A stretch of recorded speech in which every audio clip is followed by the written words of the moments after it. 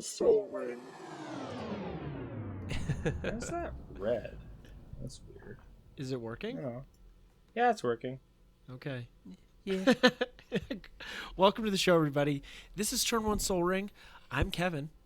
Hey, I'm Eric. And I'm Riley.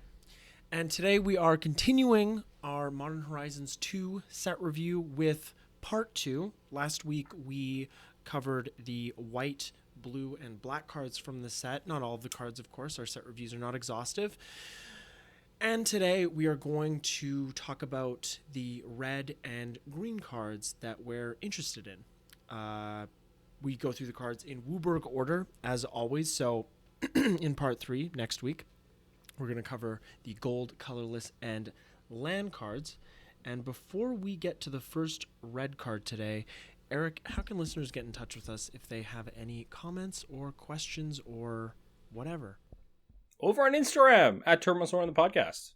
Also via email at terminalstormthepodcast@gmail.com. We throw up everything onto YouTube, so Terminal the Podcast is the easiest way to find us over there. And if you really like what we're doing here, check out our Patreon page, patreon.com/Turn1SoulRing. Alrighty, our first red card today is Bloodbraid Marauder. It's 1 in a red for a 3/1 human berserker. It can't block and it has delirium, so it has cascade as long as there are 4 or more card types among cards in your graveyard. A 2 CMC cascade spell is interesting. Mm-hmm. Helps to cast all those no-cost suspend cards. Yes, for sure. Definitely. I mean, the whole idea that you have to have delirium to get this thing turned on is obviously a few hoops that you have to jump through. I don't think this is as good as a card as like Bloodbraid Elf is. No. Unfortunately, it doesn't have haste. It can't block. So I think it's a fine threat, but definitely, I don't know. We'll see how it lands. Yeah, we'll see. I mean, like in like Burn, let's take for example, there's a lot of 1-mana spells in there. You fetch, we got a land in there. Cast instant sorcery is pretty easy. So it's like hopefully one of your creatures dies and then you'll have delirium. Mm-hmm. So I don't know. Yeah. Yeah, and the standard of its time, if you build your deck a certain way, it's not that difficult to get delirium going. But anyways, Brea's Apprentice is next. It's 2 in a red for a 2/3 human artificer artifact creature. When it enters the battlefield, create a 1/1 colorless Thopter artifact creature token with flying. And you can tap, sacrifice an artifact to choose one, exile the top card of your library. Until the end of your next turn, you may play that card. Or target creature gets +2/+0 until end of turn. I always love the way these like artifact merged with organics look. It's kind of started with Tezzeret, but yeah, they always look so cool to me. Hell yeah. Yeah, it's reminiscent of Brea, obviously. Mm-hmm. But it's pretty neat. Yeah, and like the first ability isn't the worst either, because it's like a card advantage of sorts. So yeah, for sure. I think that's what I would be most interested in with this card is like being able to turn your incidental artifact tokens into card advantage. Mm-hmm. Yeah. Chance Encounter is next. It's 2 red for an enchantment. Whenever you win a coin flip, put a luck counter on Chance Encounter. At the beginning of your upkeep, if Chance Encounter has 10 or more luck counters on it, you win the game. Nice. Hey, I like winning games. Yeah, it seems pretty straightforward. Yeah. I like flipping coins. Yeah, this is a pretty funny card. Yeah. And for anyone doing those coin flips out there, yeah, make sure to have a Krark's thumb. Well, even something like there's a... Oh, I can't remember the card. I can see the art in my head, but it's an Efreet that has a 0 cost ability where you can basically pay 0 to flip a coin. So you can stack it in a way where like you're gonna win 10 coins, coin flips. So you could have like a card like that in your deck to just like basically win on your upkeep, right? Yeah, just win those coin flips. Gotta win them all. Frenetic Efreet is one of anything, a blue and That's a red. fun. Yeah, 0. Flip a coin. Target opponent calls heads or tails while the coin is in the air. If the flip ends up in your favor, Frenetic Efreet phases out. Otherwise, bury him. So you just put like 100 coin flips on the stack, and then get flipping. Fair enough. Yeah, I mean, the odds are in your favor. Oh my Yes. god. Yeah. That's the combo there. Chef's Kiss is next. It's 1 red for an instant. Gain control of target spell that targets only a single permanent or player. Copy it, then reselect the targets at random for the spell and the copy. The new targets can't be you or a permanent you control. See, I thought this card was kind of stupid, but then I read the last sentence and I'm like, you know what? This has got some legs. Yeah. I definitely appreciate like a chaos card that's doesn't take 15 minutes to resolve. But it's fun. It's like you can definitely mess up somebody's day by like taking a removal spell that they're pointing your direction and sending it elsewhere, right? Mm-hmm. Yeah. So definitely. Yeah, and it's great that you get a copy as well, right? yeah, I mean both are going to be targeting something at random. It's just not going to be yours. Mm-hmm. Saved your permanent, and then 2 other things die because of it. Yeah. What do you think she has cooked to perfection here? I don't know. It looks like a bunch of bones. It's like a mouth, Yeah. It looks just pretty, a mouth it's monster. pretty rough. Yeah. I don't know. And then there's like little imps under there too, holding up the tray. I mean, she's holding the tray, but then there's a couple of little imps, or like little devil babies. What I imagine Rosemary's Baby probably looked like, but you never get to see it in the movie. Also, don't watch that movie; it's pretty dated. So, Dragon's Rage Channeler is next. It's 1 red for a 1/1 human shaman. Whenever you cast a non-creature spell, surveil 1, and it has delirium. So as long as there are 4 or more card types among cards in your graveyard, it gets +2/+2, has flying, and attacks each combat if able. This card's pretty nuts, I think. Oh yeah. Yeah, having a 3/3 with flying for 1 mana? Hell yeah.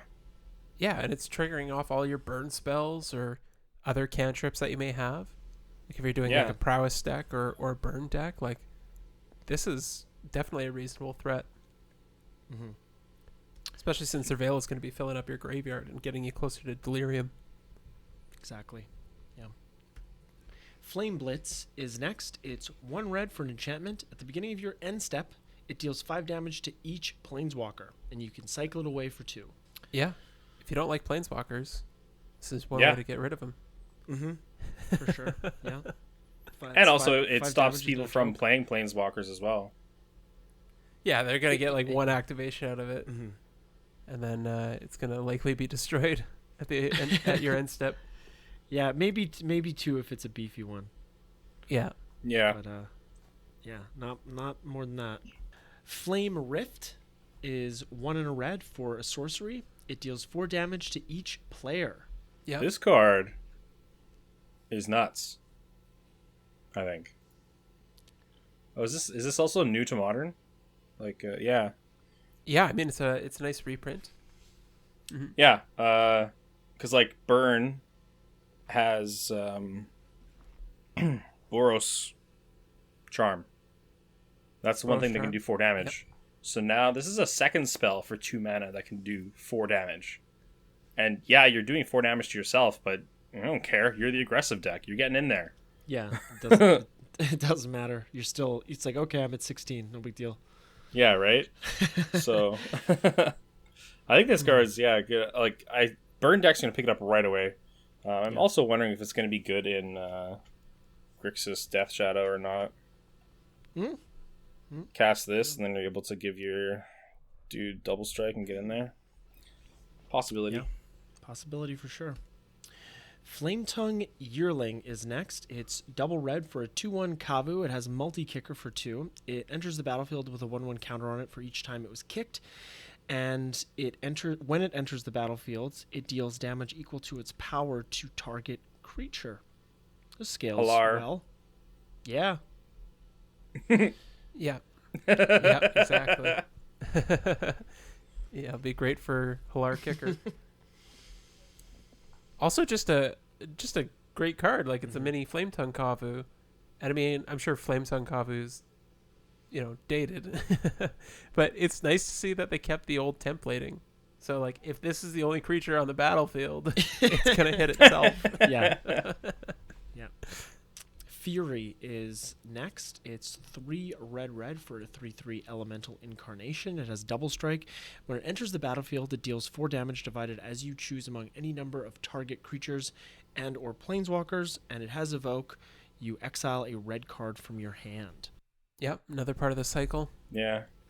Nice flexible way of distributing damage. Pretty cool card. I don't think it's I think Solitude. I think I'd rather have Solitude, but the fact that this has double strike, like, it's definitely a threat on its own. Yeah, and like, just for it being, again, it dealing damage, like, it's very sad that this does not have flash. Yeah, that'd be cool if this had flash. Gargadon is next. It's 5 red for a 7/5 beast with trample. It has suspend 4 for 1 and a red. See, when I saw this name, I thought it would have some sort of, like, less powerful effect. The less powerful effect of, like, a greater Gargadon. But yeah. It's just a big trampler with suspend. It's a big dummy. It is a big dummy. Yeah, I just like it because obviously it's called back to greater Gargadon. Mm-hmm. Yeah. It's common. Yeah. That's true. Yeah. Giddy up. Next up, we have Glimpse of Tomorrow, the red suspend card. So suspend 3 for 2 red. Shuffle all permanents you own into your library. Then reveal that many cards from the top of your library. Put all non-aura permanent cards revealed this way onto the battlefield. Then do the same for aura cards. Then put the rest on the bottom of your library in a random order. Pretty sweet. Yeah, it's a warp world that only affects yourself. Yeah.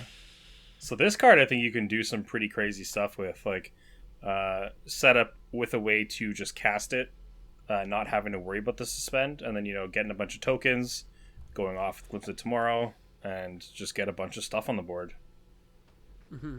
It could be fun with, like, I'm just thinking of like a polymorph style of deck where you're running like a bunch of cheap cards that create tokens, and then you have a bunch of like haymakers in your deck that you're like polymorphing into. Mm-hmm. So like I could imagine a world where you have like a field of tokens and then you shuffle everything in your deck and just get a bunch of fatties on the battlefield. Is polymorph legal in Modern? Yep. Oh, okay. Ooh, must be. I mean, I know there's a red one. I've been Emrakul polymorphed in Modern. Nice. Nice. Goblin Bombardment is next. Ooh, they upshifted it. It's 1 in a red for an enchantment. Sacrifice a creature. Goblin Bombardment deals 1 damage to any target. Upshifted it to rare. How about that? Yeah. Yeah, and again, obviously, this has like this sees a lot of play in Legacy. Might do the same still in Modern as well. Just being able to sacrifice creatures is great creature sack outlet and dealing damage to your opponent at the same time. So that's a good card. Yeah, fantastic card. Great sack outlet. Great way of managing a board or finishing an opponent off. Good card. Okay, next up we have Harmonic Prodigy. It's 1 in a red for a 1/3 human wizard with prowess. If an ability of a shaman or another wizard you control triggers, that ability triggers an additional time. Hell yeah. Man, making all your prowess stuff trigger twice. It's pretty spicy. Yeah. And I guess you could have 2 of these on the battlefield at the same time so they could trigger each other. Yep. It's pretty sweet. Yeah, super cool card. I like that they gave it that 3 toughness. Makes it a little harder to remove. Hell yeah. Mm-hmm. Better blocker if need be. Not that, I mean, you're probably going to be what you're going to want to turn these sideways, but still. Imperial Recruiter is next. It's 2 in a red for a 1/1 human advisor. When it enters the battlefield, search a library for a creature card with power 2 or less, reveal it, put it into your hand, then shuffle. This is a new to modern reprint. I think this card's insane for new to modern.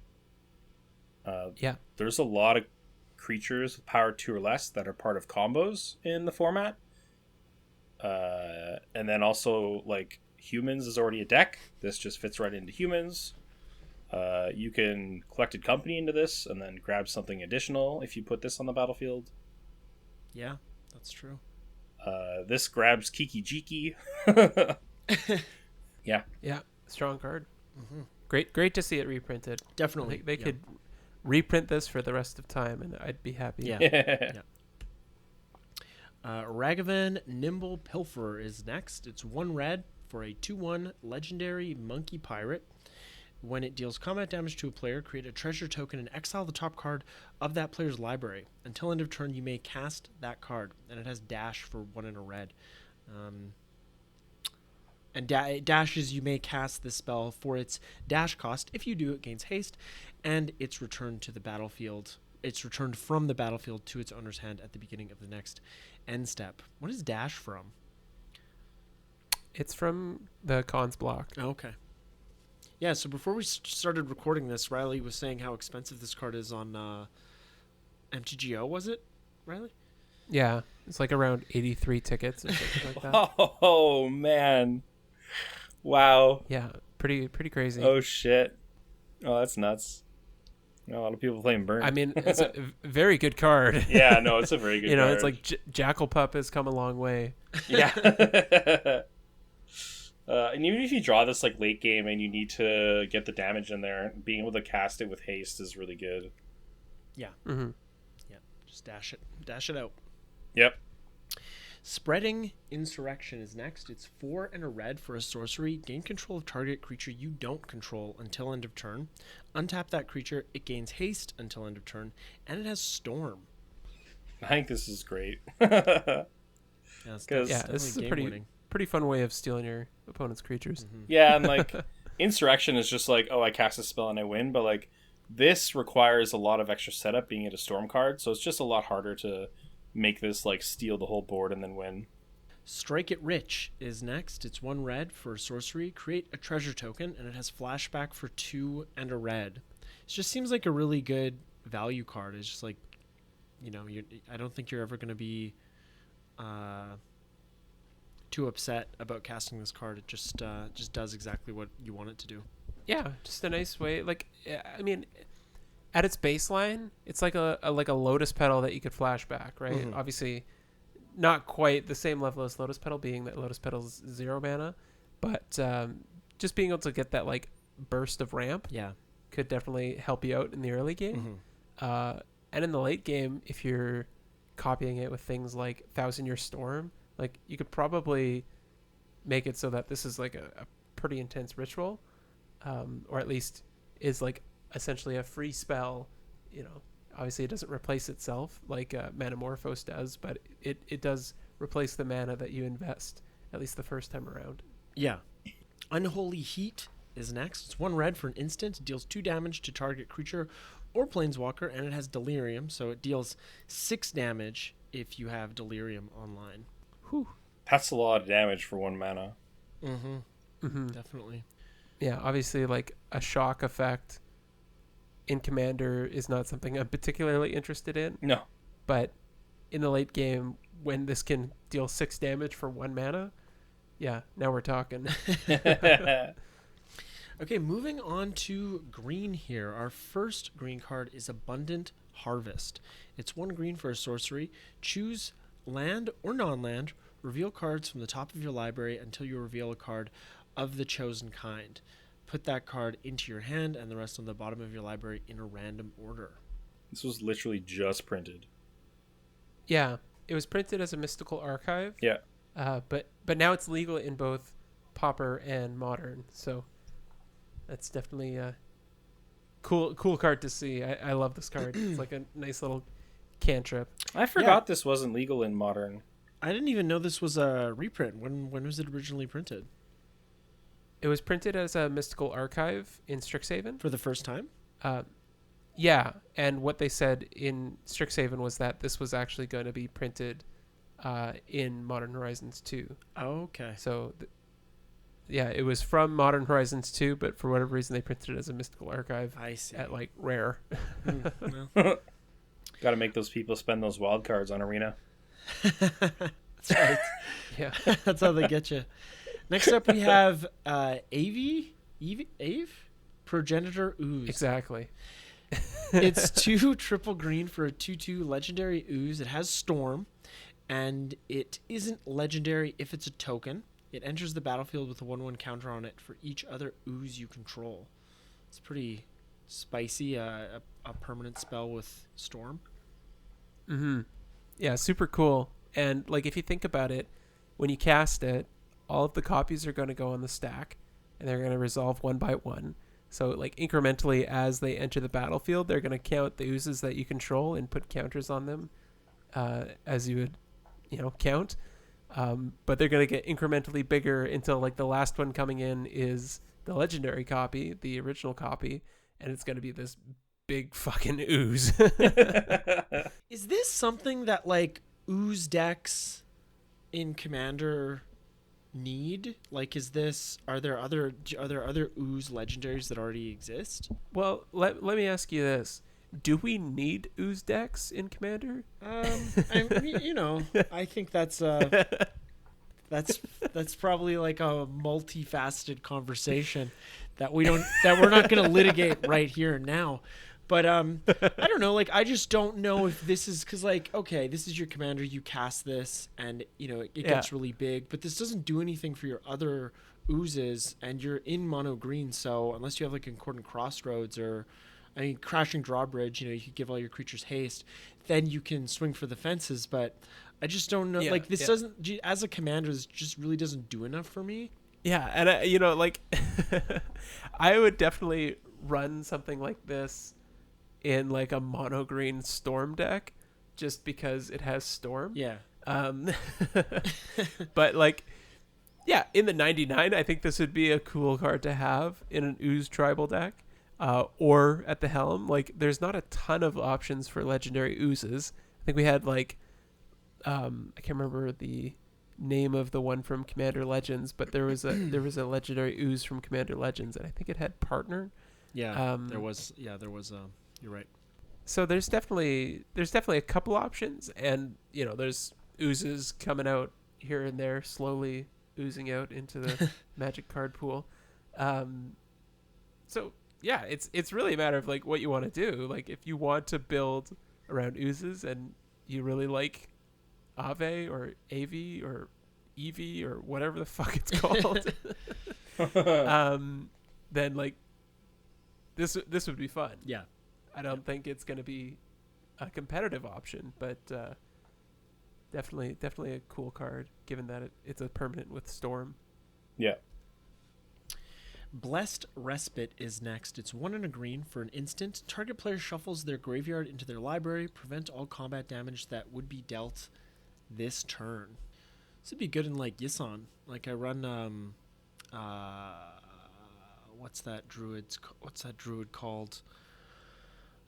Basically you get to like choose any number of cards from your graveyard and shuffle them into your library, and like sometimes with Yisan, like that's the only way you can get back into the game, because like you have a very specific chain of tutors that go 1, 2, 3, 4, etc.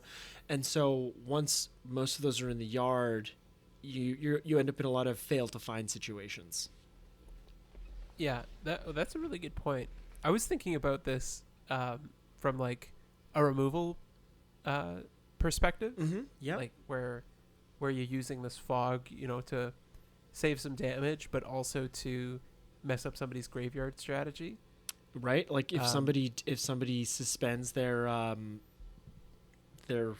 can't think of the name, but the suspend replenish from this set, you're just like boom, Blessed Respite, you done.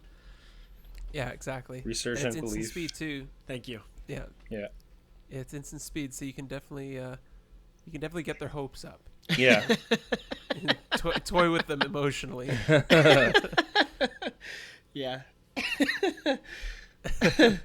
Man, I miss playing Paper Magic. Okay, we have Chatterfang Squirrel General next. It's 2 and a green for a 3/3 legendary squirrel warrior with Forest Walk. If one or more tokens would be created under your control, those tokens plus that many 1/1 green squirrel creature tokens are created instead. And you can pay a black to sacrifice X squirrels. Target creature you control gets plus X minus X until end of turn. So you got a little Golgari squirrel here. Notably, it's target creature, not it doesn't have to be a creature you control. Oh, yes. Yeah. Yeah, so you can throw your squirrels at a creature to try to kill it. Now we know that if you have the 15 squirrels, they will take down Emrakul. Yes, this is not an instant. So,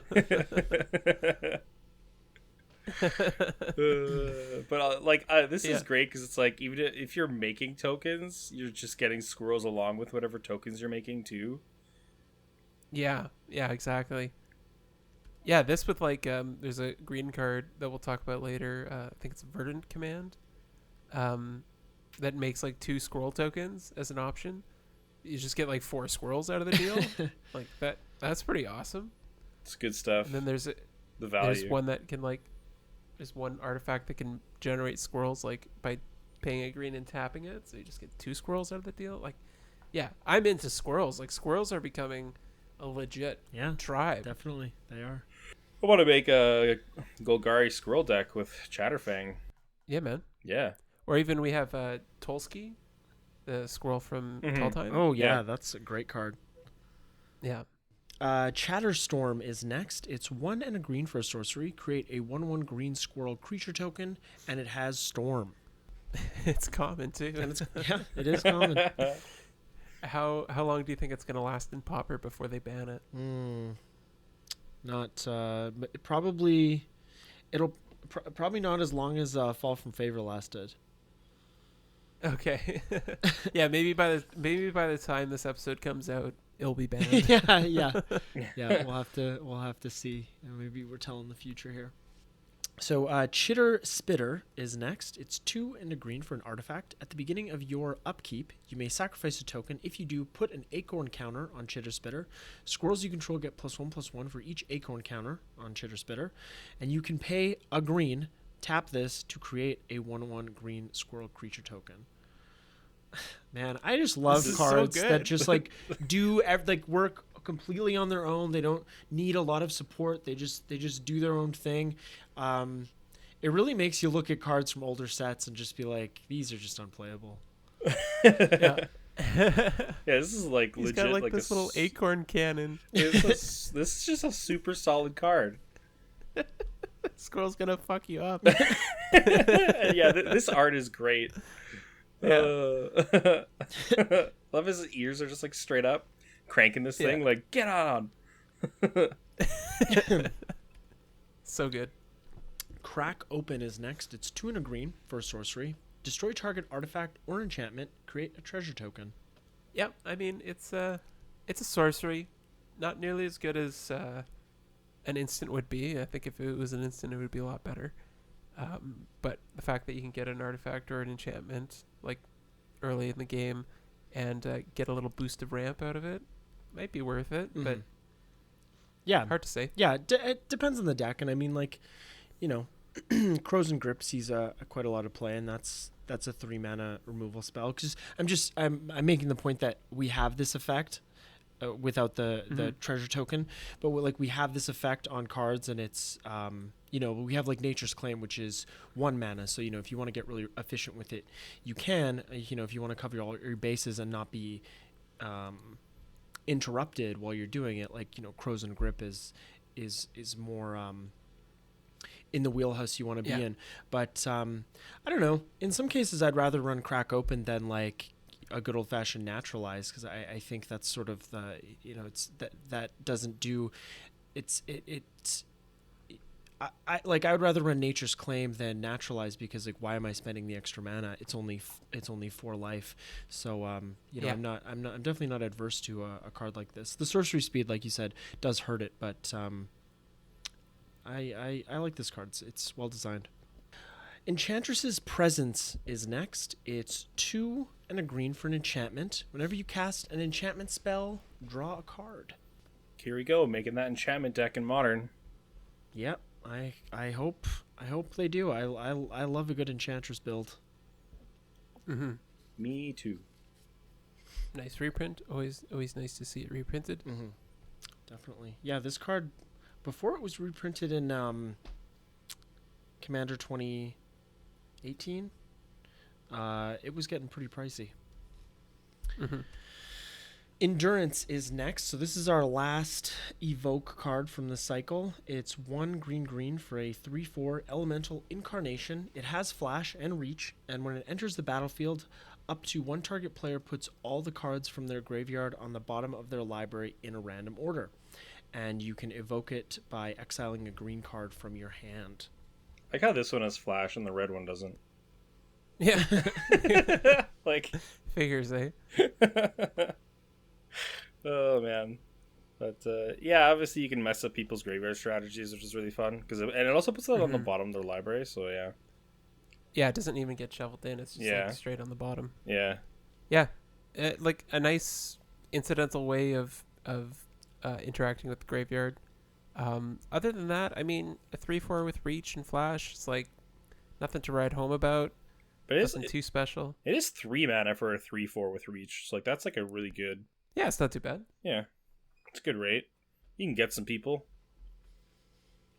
I mean, if we're talking green here, like we have like 3 mana 5/5s and, Yeah, okay. and the such. Right? So it's not the best rate for green, but you know.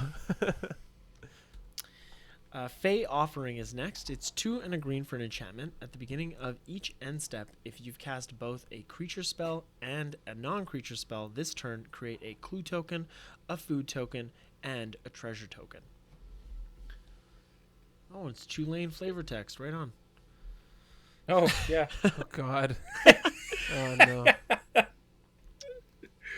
no. But here we go. Now, if we have Chatterfang out, and this, you get 3 squirrels along with all those tokens. There you go. Just token tribal. Yeah. That's pretty dang good. It's a nice little mini game to play, right? You have to cast a creature and a non-creature. Yeah. So. How many tokens can I make? You always see that sometimes. You know, you go and play Magic, especially Commander. Sometimes you see players playing their own little game. Foundation Breaker is next. It's 3 and a green for a 2/2 elemental. When it enters the battlefield, you may destroy target artifact or enchantment, and it has evoke for 1 and a green. Okay, this is a cool card. Like this reminds me of like Acidic Slime. Yeah. Obviously, Yeah. obviously it can't hit a land, but the fact that you can evoke it for 1 and a green just to get like a naturalize effect, is pretty cool. And again, for like a blink deck, like if you're running like a Bant blink deck, it'd be nice to just evoke it, then blink it again and blow something else up. Oh yeah, long turns. Those blink decks. Oh yeah, got to get those game I actions. can tell you. in. Oh, you sure do. You sure do. Gaia's Will is next. It's the green suspend card. So this one's suspend 4 for 1 green. Until end of turn, you may play lands and cast spells from your graveyard. If a card would be put into your graveyard from anywhere this turn, exile that card instead. Boom. There you go. You only have to wait 4 turns. Suspended Yawgmoth's Will. Yeah. Yeah. Yawgmoth's Will, you can't hit lands, though, right? It's just spells? Yeah, I think it's just casting spells. Yeah, it's just casting spells. So, like, I don't know, turn 1, you're going to get this back on turn 5, then we can, like, play it and ramp out a land from the, I don't know. Oh, are you thinking, like, in Modern? Yeah. Like, I don't think you want to play this in Commander. Why not? I guess, like... I'd play this in Commander. I think I'd be more inclined to play it there, honestly. Well, if you have a way of Yeah, casting this, like, without the suspend. Just even to get like value out of this, like turn 1, suspend this, then over the next 4 turns, just like cast ramp and set up your board, and then I guess you can comes off recast all your suspend ramp. and- That's pretty good. yeah, exactly. Yeah, that's good. You know, I tend to think about the just with this card and the replenish card. It's like, okay, well, your opponents can see what you're doing; they can see it coming, so they're gonna try and stop you by getting rid of your graveyard. And yeah, in an ideal world, they'll be able to. But how many times just like a problem sit there on the board and nobody's able to deal with it, and it goes off? You know, like that happens a lot. Mhm. So. Yeah, I think even in late game potentially, like this could be a pretty explosive card if nobody deals with it. Mm-hmm. And that's the ceiling, of course. But yeah, I think a more realistic example was the one that Riley that you laid out. Yeah, I mean a more realistic scenario is probably that like you're gonna put it on suspend and then die in a couple turns. Yeah, definitely. We gotta kill him before that resolves. Yeah, that's funny. Glimmer Baron is next. It's 1 green for a 1/2 oof. Sacrifice a token. Glimmer Baron gets +2/+2 until end of turn. This is one of the first pieces of art I've actually wanted to like, you know, find and you know get printed or whatever in a long time. The Gilder Baron from the. I think it's definitely like the Lorwyn era. It might even be Lorwyn itself, but the art on both these cards is just so it reminds me of like Alice in Wonderland mixed with James and the Giant Peach. I just love it. Yeah, Nils Ham knocking it out of the park. Oh yeah, and it goes in that token deck. Yeah, I was thinking that this kind of card plays a similar role to like Viscera Seer. Mm-hmm. Just because like a lot of the times, not all of the times, but a lot of the times you're playing like a Golgari sack deck, and more often than not you're sacrificing tokens for value. So I figured that kind of fits into this similar role as Viscera Seer does, where this is just like a free sack outlet for your tokens. Mm-hmm. It's nice that it hits any token. So if you have any clues sitting around or any food or treasure sitting around that you want to throw into it for whatever reason, you could do that. But yeah, just thought it would be an interesting sack outlet that you could consider. Ignoble Hierarch is next. It's 1 green for a 0/1 Goblin Shaman. It has Exalted, so whenever a creature you control attacks alone, that creature gets +1/+1 until end of turn, and you can tap it for either a swamp. You can tap it for black, red, or green. So it's a Jund Noble Hierarch. Yeah, Jun's getting a Noble Hierarch. Yeah, it's big game. Yeah, definitely this is huge. Definitely gonna try and slot this into slivers because Noble Hierarch is an all-star on that deck. Yeah, it's fantastic. Mm-hmm. Yeah, like Noble Hierarch is a fantastic card, so getting another one of those is great. Mm-hmm. He protects the fetid bog from light, life, and the hideous sounds of laughter. Quirion Ranger is next. It's 1 green for a 1/1 Elf Ranger. Return a forest you control to its owner's hand. Untap target creature. Activate only once each turn. So this is a new to modern reprint, Pauper All-Star, and a common that was pretty pricey for a while in the Pauper format. Yeah, it's gonna be great for elves, and just a great reprint overall. It's gonna help bring the price down. I think it was hovering around $4 or $5 US for a common. Yeah. So I haven't checked the price recently, but I'm sure it's gonna help bring it down. Yeah, and I think the first time you'll be able to get it in foil. Oh yeah, Because I guess Visions didn't have foil. No, didn't have foil until Urza's Legacy, I believe. Okay, No cool. foils. There is a DCI promo that's foil. Okay, really. I thought there was something like that. Like I thought there was some kind of like God foil damn it. version that was like $150 or something. Yeah, it's like $200. Yeah, that sounds right. Okay. Yeah, I thought there was something. But yeah, great reprint, great card. Yeah, no, for a lot sure. of combo potential. This A card ton. really helps out in Yisan when you got to do the untap stuff, and your Teamer Sabretooth and just get that engine going so you can just win the game. Or just want to like untap a Priest of Titania Oh with some yeah, mana. yep, Always feels good. definitely. This and like Wirewood Symbiote, very very good.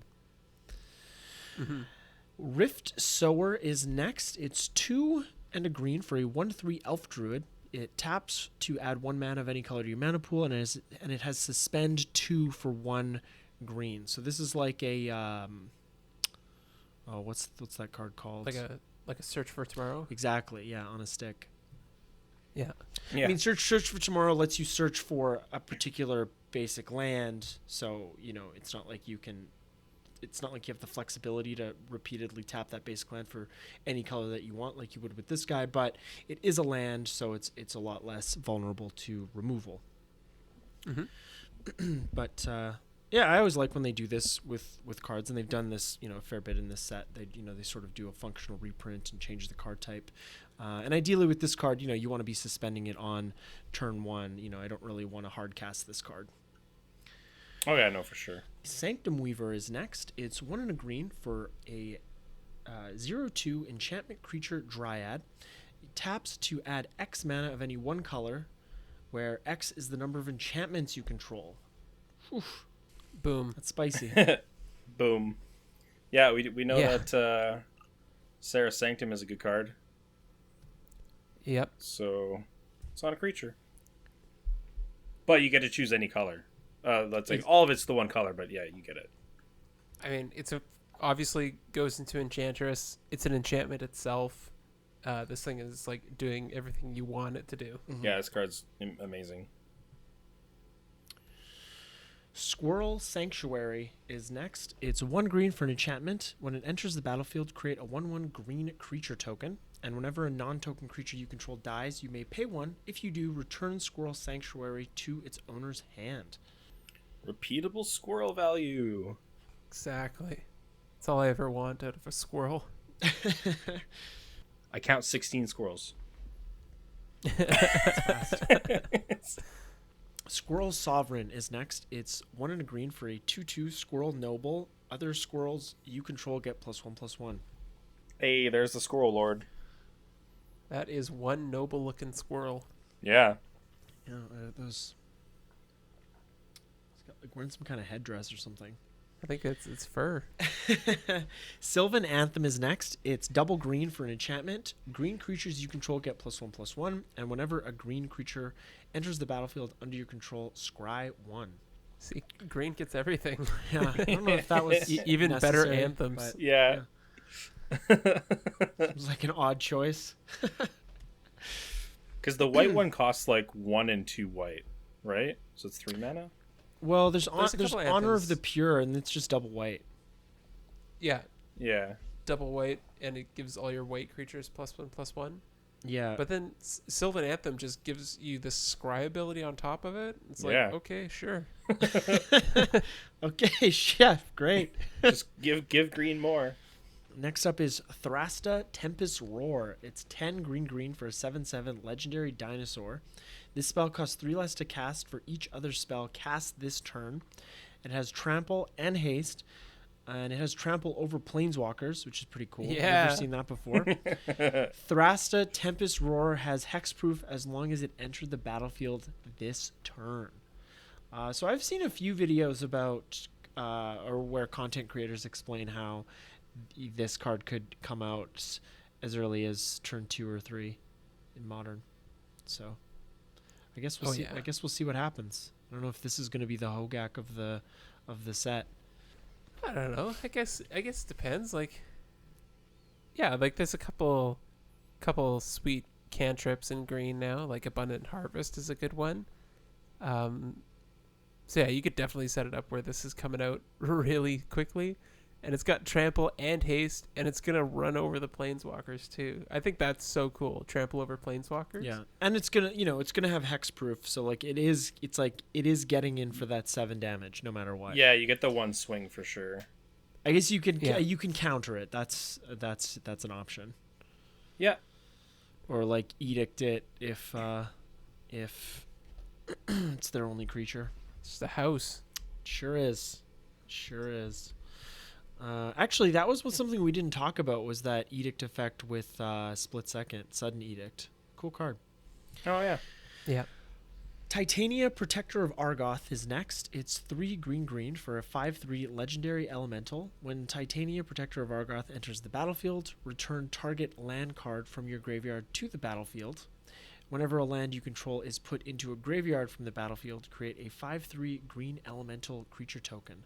I gotta say, from a story perspective, she didn't really protect Argoth, did she?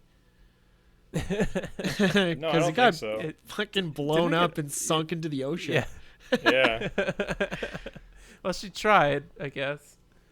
I guess like just say like I mean, I know this is sort of like this, this art and this character is from before that disaster, but if it was like a newer version of Titania, it'd be like former Protector of Argoth or something. Titania, you done fucked up, Protector of Argoth. I mean, Zurin Orb is getting printed into Modern Horizons, right? Yep. So Yeah. might be some combo potentials there, or you can just like play her, wait until your opponent's end step, and then sack all your lands and swing in. Mm-hmm. Yeah. Yep. And just like incidental fetching in the mid game. That's also something you could be doing. So Yeah. for sure. And a great reprint. She's needed a reprint for a while. So Yeah, it was needed. Yeah. So nice good. to see. Originally a commander card, I believe. Yeah. Timeless Witness is next. It's 2 green for a 2/1 human shaman. When it enters the battlefield, return target card from your graveyard to your hand, and it has Eternalize for 5 green. So this is obviously like a different form of Eternal Witness. Yeah, just in a great, in a commander deck, let's say, it's a nice bit of redundancy for that See, card. with all of the creatures that had Eternal in their name, they just gave them Eternalize and called them Timeless. Yeah, they really did. Tireless Provisioner is next. It's 2 and a green for a 3/2 Elf Scout. It has landfall, so whenever a land enters the battlefield under your control, create a food token or a treasure token. I love this card. This is like Tireless Tracker meets Lotus Cobra. Yeah, definitely. I can definitely see it being right up your alley, Riley. Yeah, and Tyler's Yeah, Tracker is for like sure. a great card, so it's nice to. I think this Tyler's Provision will also do like a lot of work. Obviously, clues get you to draw cards, which is much stronger, but still, even getting like artifacts is pretty good, or treasures. Mm-hmm. Yeah. Like, I mean, like it's like a Lotus Cobra that can save the mana for later, right? Yeah. How much does it cost? Oh, it says it here. Okay, check. Okay, and our last card today, our last green card, and our last card for the day is Verdant Command. So it's 1 and a green for an instant. Choose 2. Target player creates 2 untapped. Sorry, target player creates 2 tapped 1/1 green squirrel creature tokens. Counter target loyalty ability of a planeswalker. Exile target card from a graveyard, and target player gains 3 life. The counter loyalty ability is kind of interesting. Yeah. It is kind of interesting. I don't know how often it's going to come up, but it could definitely help foil a big ultimate. Yeah. Yeah, all the power to you if you are in one of those games where you get to counter a Planeswalker ultimate. Like, congrats.